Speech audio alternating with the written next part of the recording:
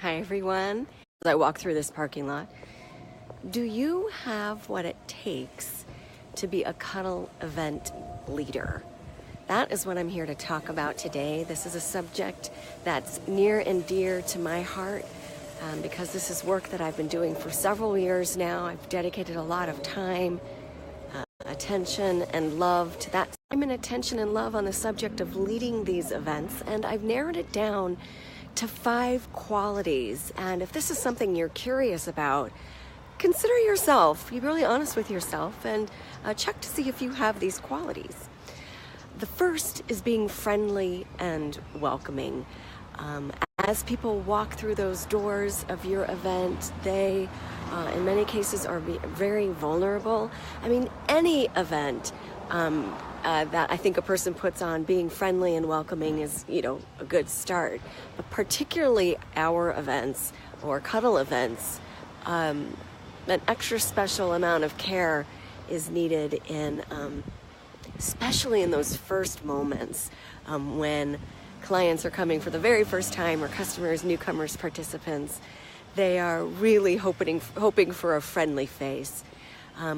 A lot of our folks come to our events by themselves. Sometimes somebody will bring a chum with them, but quite often people are having this journey all by themselves, and it's daunting for the very first time.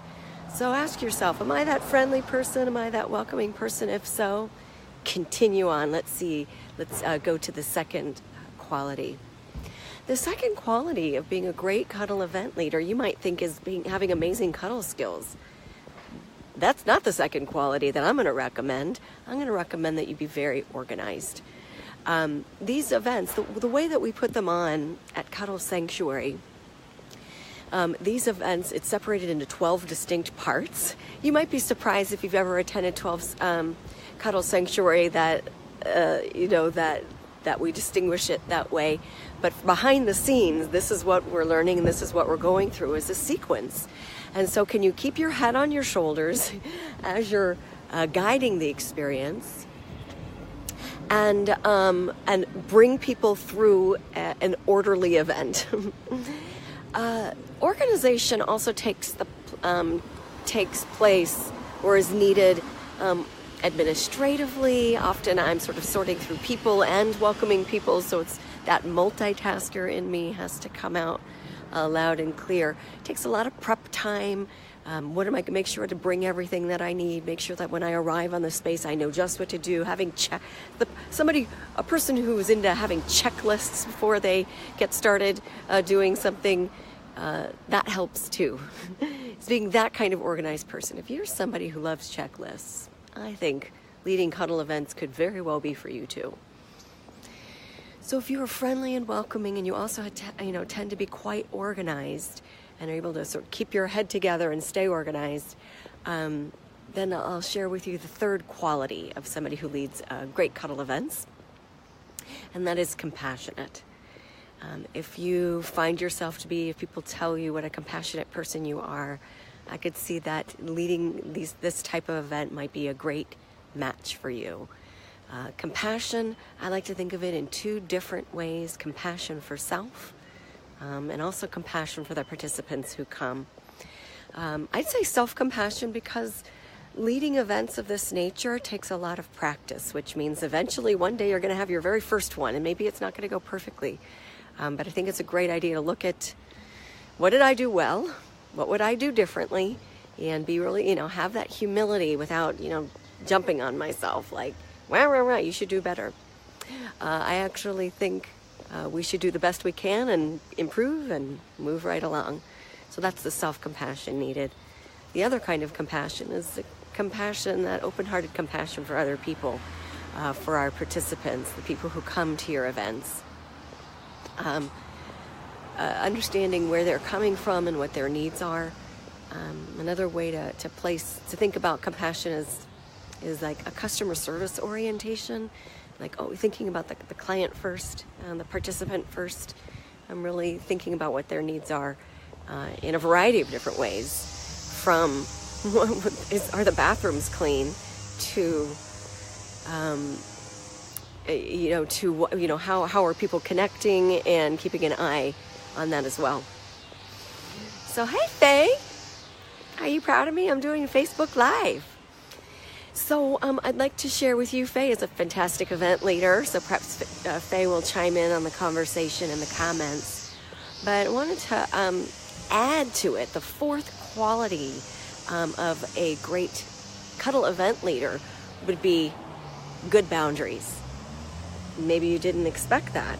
This is an area that actually held me back for a while of putting on live cuddle events that are open to the public. You know, at first I was putting on these events with friends and, you know, within small groups that I knew. And I knew that if I was going to offer these in the public, I needed to be willing to protect the space and hold the space as sacred, which means whoever comes, I need to make sure that they're safe for the space. And if need be, I might need to set some boundaries before, during, and after an event. And so, are you somebody who can speak the truth respectfully in the moment with somebody? This is a crucial part of being an event leader. Same thing goes for after an event. Sometimes things will brew, and I'll need to call somebody or have a conversation, a heart-centered, authentic conversation after an event is through. And it takes courage, and it takes practice, and it takes skills, communication skills, like conflict resolution, stuff like that. Oh my God, so much traffic, so I guess I'll just hang out here. Well, all right. Besides having great boundaries, another quality of a good cuddle event leader is vigilance, awareness. Hi, Lisa. Thank you. Nice to see you too. Being vigilant. So that means not only having my eyes on what's happening next in the event and making sure I'm following along in the sequence of things, but also what's going on with my participants, what's going on, in the external environment, what's going on in my internal environment. So there's a lot to pay attention to.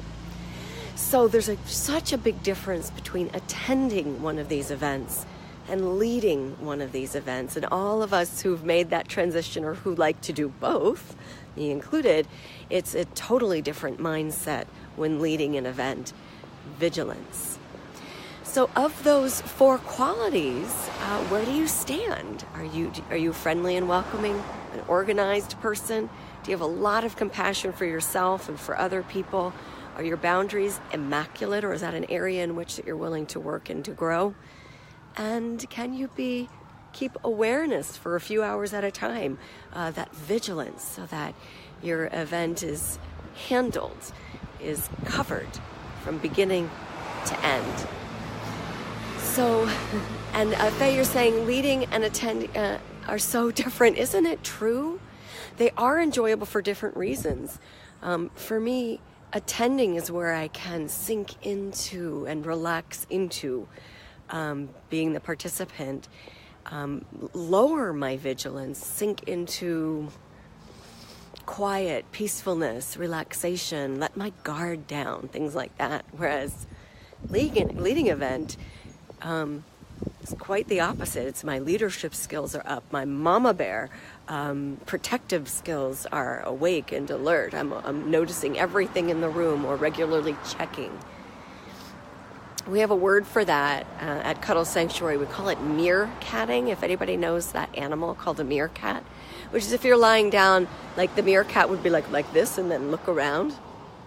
And that's how we often have to be. Like, we're relaxed for a moment, but let's wake up, look around, see what's going on at the event, and see if things are going well, and if there's anything that needs to be adjusted or shifted, or somebody who might need assistance or care.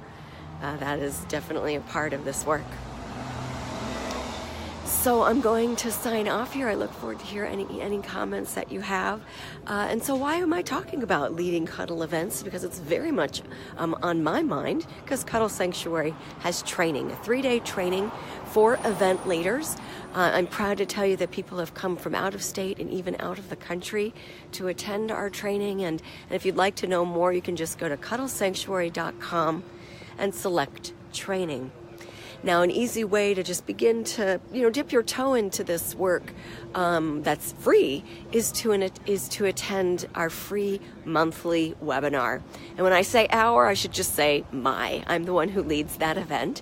It's an hour-long webinar called Consent Techniques for Group Events. And so if you're curious about what kind of consent techniques help an event be safe and help people feel like they are at the right place with the right leader, check it out. You can just go to cuddlesanctuary.com, select training, and you will see the webinars that we offer close to hand.